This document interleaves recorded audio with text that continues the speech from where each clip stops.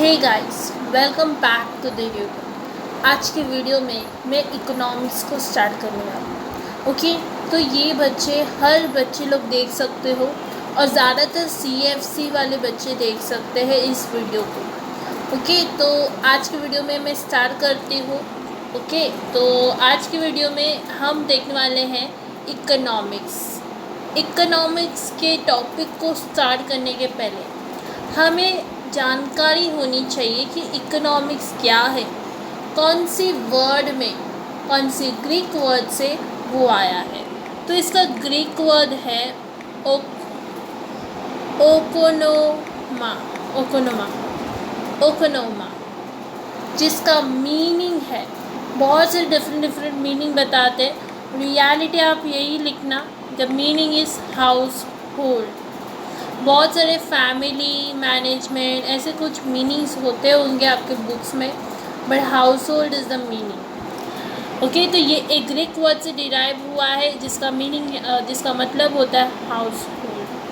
Now next thing, अभी आपको पता है 19th सेंचुरी में, यस दोस्तों, 19th सेंचुरी में इकोनॉमिक्स को हम कहते थे political, is known as political economy.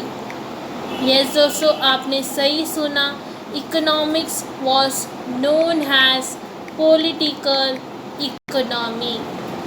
ये 19th सेंचुरी था। और एक बुक का नाम था, एक बुक था जो आपको जानना इज़ वेरी इम्पॉर्टेंट, और बुक वो है, बुक का नाम था एन इंक्वायरी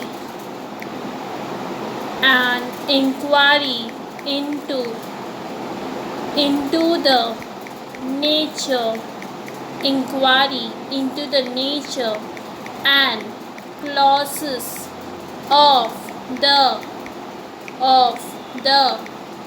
wealth of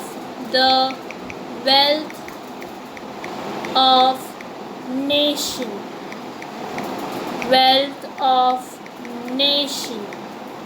ये बना कब बना मैम? ये बना 1776 में, जिसको हम कहते हैं वेल्थ ऑफ नेशन। क्या कहते हैं? Wealth of nation. आप ये बुक रीड ज़रूर करना, आपको गूगल बुक्स में यहाँ कहाँ से मिलेगा। और वेल्थ नेशन किसने लिखा? आदम स्मिथ ने। किसने? आदम स्मिथ ने, जो कंसीडर किया जाता है first modern work of economic. He was considered as first modern work of economics। और आपको कुछ जानकारी है इनके बारे में तो प्लीज़ कमेंट सेक्शन में बता दीजिए हमें। अभी स्टार्ट करने के मीनिंग तो समझ गए इकोनॉमिक्स, अभी आगे बढ़ते हैं। क्या आपको 2 फंडामेंटल फैक्ट्स पता है? नहीं तो इस वीडियो में देखते हैं। One is human beings have unlimited wants, and second है the means to satisfy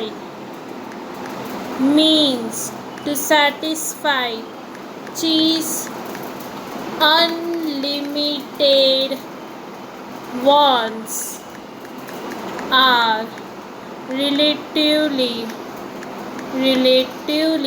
scarce। मैं समझाऊँ।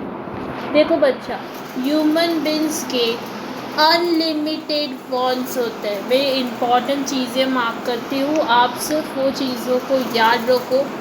अनलिमिटेड वॉन्ट्स होते हैं, लिमिटेड वॉन्ट्स नहीं होते। अनलिमिट मतलब कि एक वांट का मतलब क्या होता है, जैसे कि आपको कुछ मैंगो चाहिए तो आप मैंगो ख़रीद लेते हो, फिर आपका डिमांड आता है मुझे एप्पल्स भी चाहिए, फिर बनाना चाहिए, डिमांड होता जाता है और आप लेते जाते हो। This is a want. हमारे पास अनलिमिटेड वांट होता है, मुझे ये चाहिए वो चाहिए, बट कभी कभी ऐसे हो जाती है कि हमारे पास लिमिटेड रिसोर्स होता है। यस दोस्तों, लिमिटेड रिसोर्स मतलब कम रिसोर्स, पैसा कम है तो वो कम पैसे से हमें वो जो चीज़ चाहिए वही चीज़ खरीदना चाहिए। मैं एग्ज़ाम्पल दूँ ना, जैसे कि मेरे पास 1000 रुपीज़ है, मुझे उससे शूज़ भी ख़रीदना है, उससे मुझे पार्टी करनी है, उससे मुझे सेविंग्स भी करनी है, विद प्लस सेविंग्स के साथ मुझे इसमें कुछ एक ड्रेस ख़रीदना है। ओके, सेविंग के साथ फर्स्ट शूज़ ख़रीदना है, पार्टी में जाना है, सेविंग्स प्लस ड्रेस ख़रीदना है, तो मेरे पास अनलिमिटेड वांट है, बट 1000 रुपीज़ से मैं इसमें से एक ही चीज़ खरीद सकती हूँ, बट मुझे सब चाहिए। So this is the 1000 is limited resource. ये लिमिटेड रिसोर्स है और ये अनलिमिटेड रिसोर्स है। ओके, अभी हम जाएंगे बिजनेस इकोनॉमिक के बारे में जानकारी लेंगे। यस दोस्तों, बिजनेस इकोनॉमिक्स क्या होता है? बिजनेस इकोनॉमिक्स क्या होता है? फर्स्ट ऑफ ऑल आप ये चीज़ को याद रखना, जो हम इकोनॉमिक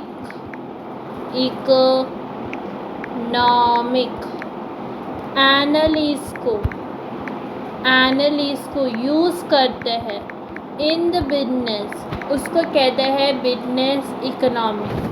या हम लिख सकते use of economic analyst to make business decisions, जिसमें हम इन्वॉल्व करते हैं। क्या इन्वॉल्व करते हैं ये जानिए। इन्वॉल्व करते हैं best use of organisational scarce resources. Organisations के जो स्कैरी कम रिसोर्सेज है उसका बेस्ट यूज़ करते हैं, उसके वेस्टेज ना हो इसके ऊपर ध्यान रखते हैं। ओके, नाउ एक बड़ा सा बहुत अच्छे इंसान है, इकोनॉमिस्ट है, जो नाम है जॉन देन। इन्होंने बिजनेस इकोनॉमिक्स को डिफाइन किया है। क्या किया है? Use of economic analyst in the formulation. देखिए, सिर्फ उन्होंने वर्ड्स चेंज किए। Formulation of business policies. Okay, इन्होंने सेम ही मीनिंग है बट वर्ड्स चेंज किए। जहाँ मेक है वहाँ फॉर्मुलेशन लिख दिया, बिजनेस के आगे पॉलिसीज़ लिख दिया। ओके, तो ये इनका कहना है। अभी इनका बिजनेस इकोनॉमिक्स में वो एक अप्लाइड इकोनॉमिक होता है जिसमें इंक्लूड होता है।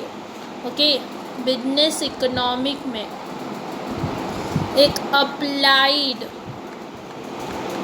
इकोनॉमिक, बिजनेस इकोनॉमिक में हम अप्लाई करते हैं इकोनॉमिक्स को बिजनेस के अंदर, ये आपको पता है, जिसमें इंक्लूड होता है। क्या इंक्लूड होता है? Application of selected quantitative techniques, okay, जैसे कि लीनियर प्रोग्रामिंग। क्या? Linear programming. नेक्स्ट आता है रिग्रेशन एनालिसिस, और थर्ड आता है कैपिटल बजटिंग और फोर्थ आता है ब्रेक इवन एनालिसिस और लास्ट आता है कॉस्ट एनालिसिस। आई नो आपको थोड़ा सा समझा नहीं होगा। बिजनेस के इकोनॉमिक्स में हम इकोनॉमिक्स को अप्लाइड करते हैं जिसमें application of selected quantitative techniques होते हैं। जो हमने सिलेक्टेड क्वांटिटेटिव टेक्निक्स है उसको अप्लाई करते हैं, जिसमें लीनियर प्रोग्रामिंग आता है, रिग्रेशन एनालिसिस आता है, कैपिटल बजटिंग आता है, ब्रेक इवन एनालिसिस और कॉस्ट एनालिसिस को भी। तो ये सब चीज़ें हम अप्लाई करते हैं बिजनेस के एनवायरनमेंट में, दिस अप्लाइड इकोनॉमिक। तो आपको यहाँ तक समझा होगा। तो आगे जाते हैं नेचर। देखिए बीच में वीडियो एंड हो गया तो डोंट वरी, मैं इसके ऊपर सेकेंड पार्ट भी बना दूँगी जिसमें आप देख सकते हो। इसमें हम कंटिन्यू करेंगे। Nature of economics. जो इकोनॉमिक्स है वो डिवाइड किया गया है to major parts. One is microeconomic and second is macroeconomics. देखिए स्पेलिंग्स के ऊपर अटेंशन दीजिए। बहुत सारे बच्चे स्पेलिंग्स में ही मिस्टेक्स करते हैं। ओके, नाउ माइक्रो इकोनॉमिक्स क्या होता है उसके जानकारी लेते हैं बच्चे लोग। तो चलो स्टार्ट करते हैं। Micro economic is basically a study of behaviour of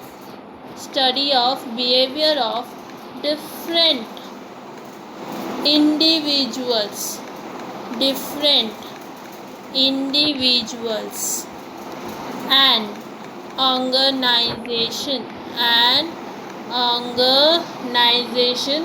within an economic system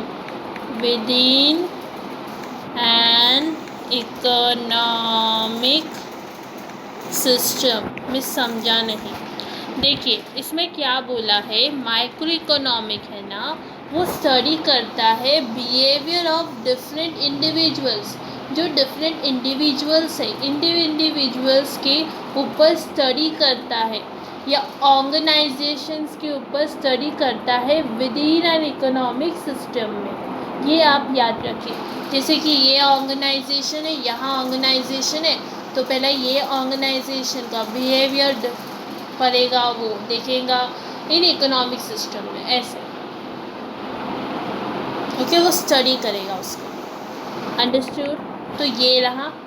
आगे जाते हैं इसके ऊपर ही कि जो माइक्रो इकोनॉमिक है वो एग्जामाइज करता है। वो क्या करता है? एग्जामाइज करता है कि हाउ द इंडिविजुअल यूनिट्स मतलब जो कंज्यूमर्स है, जो फर्म्स है, वो कैसे डिसीजंस लेते हैं, make decision. How to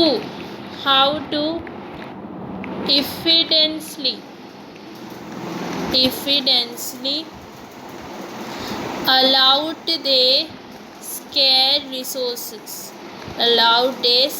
resources। इसको बोल सकते हैं कि जो स्केयर रिसोर्सेज है उसको कैसे प्रॉपर्ली यूज़ करें। ओके, उसको कैसे प्रॉपर्ली यूज़ करें जिसमें वेस्टेज ना हो। अभी देखिए यहाँ किसके ऊपर फोकस जा रहा है? यहाँ फोकस जा रहा है जो स्मॉल नंबर ऑफ या जो ग्रुप है, ओके, जो ग्रुप है ऑफ यूनिट्स, उसके ऊपर फोकस जा रहा है रेदर देन यूनिट्स कंबाइन के। और वो एक्सप्लेन नहीं करता है कि वाइडर इकोनॉमिक एनवायरनमेंट में क्या हो रहा है, वो एक्सप्लेन नहीं करता है। इसका स्टडी क्या है, मेनली वो कौन सी चीज़ों के ऊपर स्टडी करता है वो देखते हैं। Mainly studies on product pricing, mainly वो प्रोडक्ट प्राइसिंग के ऊपर देखता है। सेकंड है कंज्यूमर बिहेवियर, कंज्यूमर के बिहेवियर के ऊपर। थर्ड है कि वो फैक्टर प्राइसिंग के ऊपर देखता है, फैक्टर प्राइसिंग के ऊपर स्टडी करता है। फोर्थ है कि वो इकोनॉमिक कंडीशंस